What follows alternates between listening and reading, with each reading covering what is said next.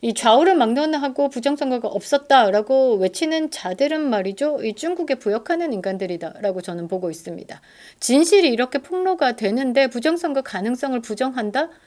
그거는 진실을 덮겠다 또는 듣지 않겠다. 나는 저기에 덕을 좀 봤소이다라고 진실을 실토하는 것이 아닌가라고 생각을 하는데요. 반갑습니다. 김영은 TV입니다. 여러분들 다들 기억하실 것 같은데요. 스카이 데일리가 중국인 99명의 체포에 대해서 그리고 오키나와의 압송에 대해서 기사를 다룬 적이 있습니다. 그때 말이죠. 그게 간절한 뭔가 해결책 같은 뭐 희망 같은 그런 느낌으로 주한미군이 한남 대첩에서 뭔가 행사를 해주기를 또 바랬기도 했고요. 아무튼 그때의 그 감정, 그때의 그 기억을 생각해 보면 정말 간절했던 것 같습니다. 그런데 말이죠. 어느 순간 이 스카이 데일리를 압박하기 시작했고 이재명은 노골적으로 이 광고에 대해서 제재가 들어가기도 했고요. 압수수색도 이어지기도 했습니다. 그래서 이게 가짜 뉴스인가? 그러고 갑자기 휘몰아친 가짜 뉴스 이상한 캡틴 아메리카 조롱당했습니다. 이 조롱당한 스카이 데일리가 말이죠. 이제 입을 열었습니다. 진실은 살아있다라고 말이죠. 절박한 순간을 맞이했을 그때 윤석열 대통령 탄핵 소추안이 가결되고 탄핵 전국에 휘몰아치던 그 혼란의 와중에 단 하나의 희망으로 떠올랐던 이 스카이 데일리가 조롱을 당했었죠. 우리 우파 국민들은 사실 가슴을 쳤습니다. 그 내용이 뭐냐? 수원선거연구원에 중국인 체포 작전이 있었다. 한미 공동 작전이었다. 중국인 99명이 체포됐다. 수색을 당했고 압송됐다. 미국의 선거에 개입했다라고 자백한 중국인들은 본토로 이송되었고 나머지 그러니까 한국의 선거에 관여했다. 한국 외에 또 다른 나라의 선거에 관여했다. 댓글 부대까지도 쓰였다. 그런 사람들은 이 한국의 간첩법이 문제가 있어서 한국으로 들어왔을 시 그냥 중국으로 바로 풀려나가는 상황이기 때문에 일본의 오키나와에 머무르고 있다라면서 지도가 뜨기도 했습니다.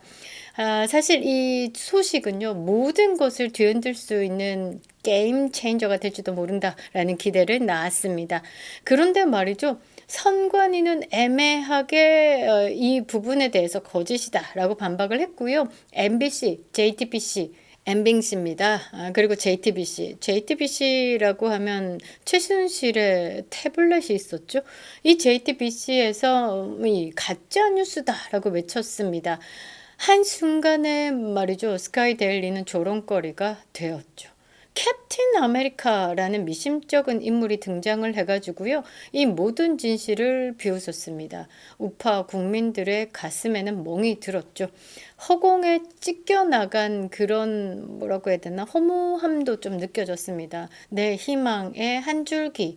그 중국 체포 99명. 진짜 대한민국의 부정선거를 밝히고 윤석열 대통령을 지금 이 헌재 세우는 이 모든 이 것들을 한순간에 눈녹듯 사라지게 만들겠다. 대통령의 비상계엄은 이것이었구나. 이 희망이 허공에 찢겨 나갔습니다. 분노와 허탈도 좀 있었고요. 절망만을 남겨주지 않았을까.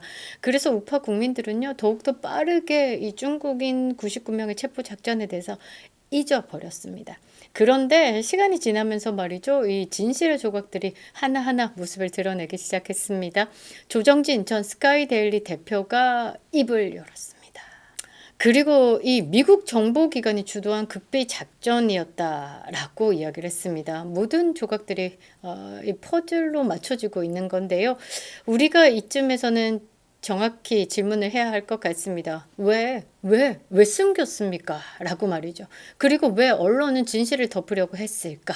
왜 스카이 데일리는 모든 것을 감수하고 무너져야 했을까? 그리고 무엇보다 다가오는 6.3 대선에서 또다시 같은 부정과 조작이 벌어질 위험성은 없는 것인가라고 말이죠. 스카이데일리의 보도에 숨겨진 진실을 좀 정리를 해드리고요. 부정선거 개입의 실체, 그러니까 중국발 부정선거의 개입은 있었다. 이것은 존재한다. 반드시 대한민국에 뭔가의 움직임은 있을 것이다. 그리고 다가오는 6.3 대선은 우리가 준비하지 않으면 안 된다라는 것을 좀 다뤄보도록 하겠습니다. 진실이 살아있다라는 것에 다시 심장이 뛰기도 하는데요. 영상 시작합니다. 구독과 좋아요 버튼 꼭 눌러주시고요. 끝까지 시청 부탁드리겠습니다. 큰 힘이 되고 있습니다. 자, 조롱당한 스카이데일리 보도의 실체, 이 뭔가의 한 방을 위해서 몸을 숨겼다 또는 낮췄다라고 저는 생각을 하는데요. 조정진 전 스카이데일리 대표가 말을 했습니다. MBC가 아니죠. MBC와 JTBC가 뭐라고 하면 그걸 반대로 생각하면 된다라고 말이죠. 이 짧은 말 한마디에 진실이 숨겨져 있는 것 같습니다. 당시 스카이데일리가요, 수원시의 선거연수원에서 중국인 99명 체포라는 보도를 내놓았죠. MBC와 JTBC는 가짜뉴스라고 몰았고요. 캡틴 아메리카라는 이상한 남성의 등장, 그리고 스카이데일리 보도를 조롱했습니다. 좌파 언론들은 이를 대대적으로 확대 재생산하면서 스카이데일리를 고립시켰죠. 그러나 조정진 전 대표가 밝힌 바에 따르면 이 보도는 단순한 기자들의 상상이 아니었다라는 겁니다. 40년 이상의 기자 생활, 그렇게 쉽게 하지 않는다라는 말을 웃으면서 하시네요. 이 작전의 주체는 미국이었다. 스카이데일리는 한미 합동 작전이라고 표현했지만 실제로는 미국 정보기관이 주도한 극비 단독 작전이었다. 한미 합동이라는 표현은 말이죠, 작전의 주체를 보호하기 위해서 일부러 더 쉬운 방어막이었다라는 게 해석입니다. 대한민국 정부가 민간인을 통한 협조만 했을 뿐이다 라고 이야기를 하는데, 여기서 거론되는 민간인은요, 한국 정부 출신이죠. 전직 정보기관장 노상원 전 사령관을 통해서 미국 작전에 협조했다라고 합니다. 이 노상원 전 사령관은 이 좌파들의 집중 공격을 받고 있죠. 뭐 무속 프레임이 또 씌워졌습니다. 딱 그 무속 프레임 지겹습니다. 김건희 여사에게서 다시 노상원 전 사령관에게 무속 프레임이 씌워져서 무당이 국회 출입을 하기도 했었죠. 이제는 그 무속 프레임이 한덕수 국무총리의 부인에게 옮겨갔었는데요. 이 좌파들의 거짓 프레임에 이 우파들은 이제 몇 번 당해봤으니까 이제 거짓임을 눈치챘습니다. 암튼 이 민간인 출신으로 이 미국 작전에 협조했다라는 사람은 전직 정보기관장 노상원 전 사령관이었다라고 합니다. 중국계 간첩 해커 99명 체포는 사실이다라고 거듭 강조했죠. 수원 선거연수원뿐만 아니라 민간 인근의 아파트 그리고 연립주택에 숨어있던 간부급 인사들까지 며칠간에 추가적으로 체포한 것으로 밝혀졌습니다. 대단한 작전이다. 근데 저는 이 작전이 가능할 거라고 생각합니다. 오사마 빈 라덴도 체포를 했고요. 숨어 댕기던 사담 후세인도 체포를 했죠. 이 미국이 정보를 취하고 기밀 작전을 펼쳐내는 건 사실 한계가 없다라고 생각을 하시면 될 것 같습니다. 자, 윤석열 대통령도 이 사건을 알고 있었다라는 것이죠. 헌법재판소에서 여러분들 탄핵 최후 진술에서 설명할 수 없는 국가 기밀을 언급하셨습니다. 그러니까 대통령이 대한민국 1위죠. 1위. 어마어마한 정보를 취합니다. 기밀을 다 가질 수 있다라는 거죠. 문재인은 그 기밀을 USB에 담아서 김정은에게 전달했다라는 의혹을 가지고 있습니다. 그래서 나라님이 얼만큼 중요한지를 알 수 있죠. 국제사회에서 이 기밀을 함께 공유하고 있다라고 해도 과언이 아닐 것 같습니다. 그래서 윤석열 대통령은 말이죠, 설명할 수 없는 국가 기밀을 최후 진술에서 말씀하시기도 했습니다. 조정진 전 대표는요, 이것을 이렇게 해석합니다. 윤석열 대통령이 숨기려 했던 비밀이 바로 이 중국인 체포 사건이다고 말이죠. 그렇습니다. 언론과 좌파는요, 이 사건을 조직적으로 덮었습니다. 선거연수원 제2생활관 CCTV만 비공개했죠. 연수원 시설 안내에서 제2생활관을 숨겼다가 탄핵 정국 이후에 슬그머니 다시 등장시키기도 했습니다. 암튼 언론은 말이죠. 이 여론조사만큼 신뢰를 가질 수 없는 기관이다라고 생각합니다. 이 언론과 짜미짜미가 되어서 선관위는 국민들을 속이고 있죠. 그래서 대한민국에 지금 믿지 못하는 건 누구냐? 내 남편도 아니고요. 내 마누라도 아니고요. 중앙 선관위와 이 언론들이다라고 저는 생각을 합니다. 조정진 대표가 분명히 말하고 있죠. 우리가 가진 CCTV는 중국인 체포 정황을 명확하게 보여주지만 외교적 파장을 고려해 공개할 수가 없었다. 외교적 파장. 국제사회가 어떻게 움직이고 있죠? 트럼프 말 한마디로 재편되고 있는 상황. 중국의 시진핑은 국내적으로 불안한 상황을 외부로 지금 막 표출하고 있죠. 관세 전쟁에서 250% 주고받고 딜 100, 200 얹어서 이런 싸움을 하고 있습니다. 왜? 이거는 국가와 국가의 자존심 싸움. 거기에 가장 큰 키를 쥐려고 하는 게 아마 승자가 되지 않을까. 그래서 이 외교적 파장을 고려해서 공개할 수가 없었다라는 건 이 키를 미국이 들고 있기 때문에 대한민국은 기다릴 수밖에 없다라고도 저는 해석을 합니다. 국민들은 이제 깨달아야 할 것 같습니다. 당시 우파 국민들이 절박하게 믿었던 이 희망, 허상이 아니었다라는 것. 진실을 왜곡한 것은 언론과 좌파리들 그리고 이익만 쫓는 배신자다라는 겁니다. 자, 중국의 부정선거 개입과 국제사회 경고에 대해서 꾸준하게 우리 한국을 향해서 메시지를 던지고 있습니다. 그러니까 이 수원 선거 연수원 중국인 체포 사건은 말이죠. 단순한 국내 문제 아닙니다.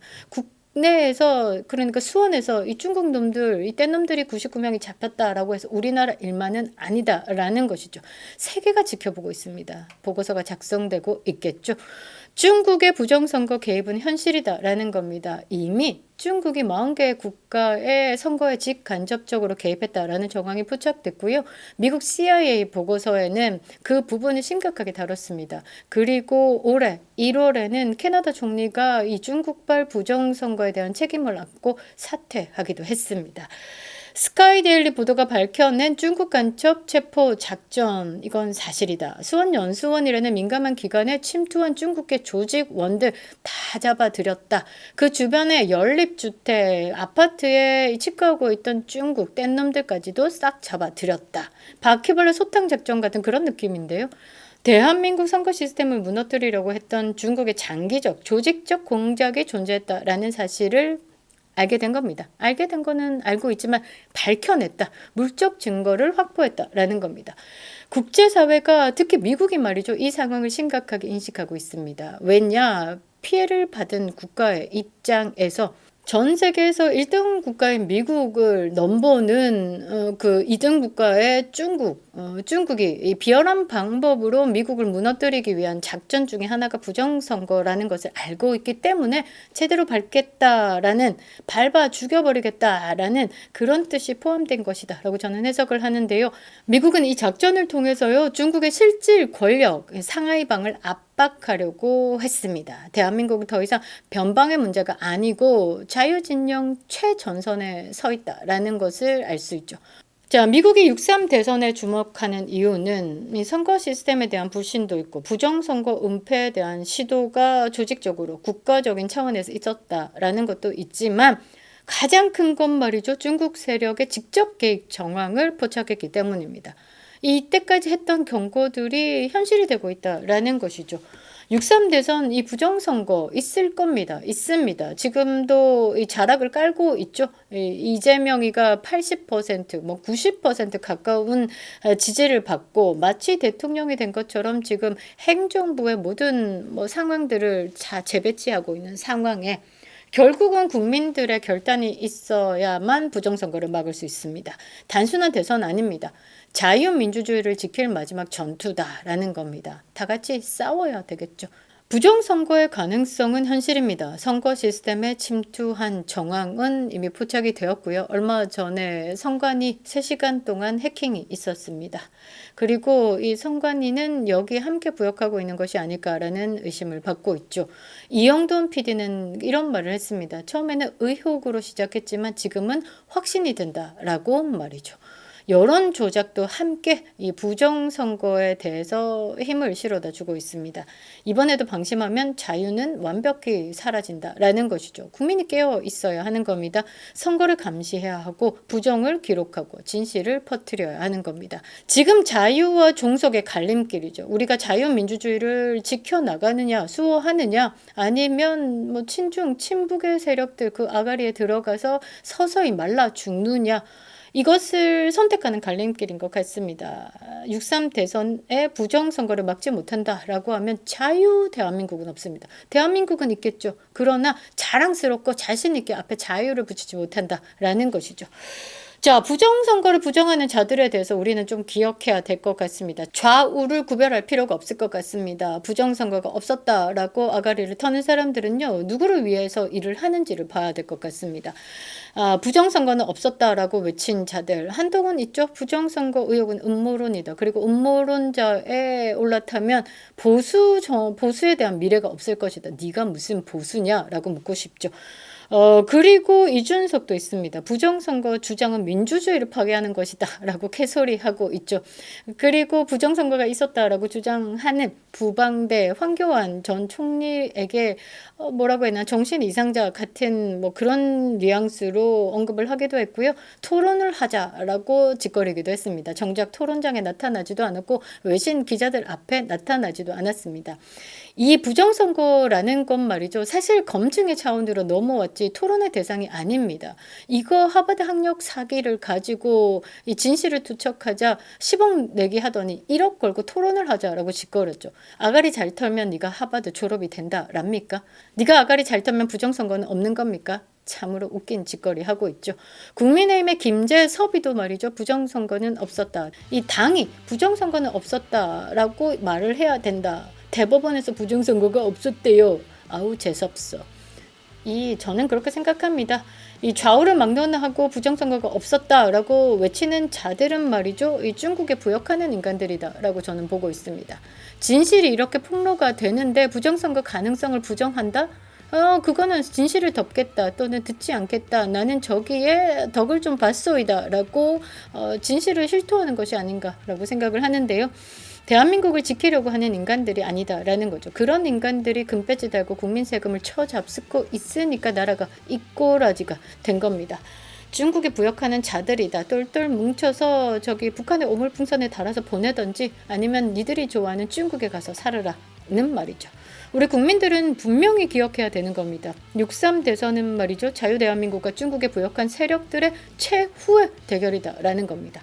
진실을 지키는 것이 이제 우리의 몫이죠. 깨어난 국민들의 몫이다라는 겁니다. 그래서 오늘도 우리는 윤 어게인을 외치는 겁니다. 그립다 윤석열. 김영윤 TV였습니다.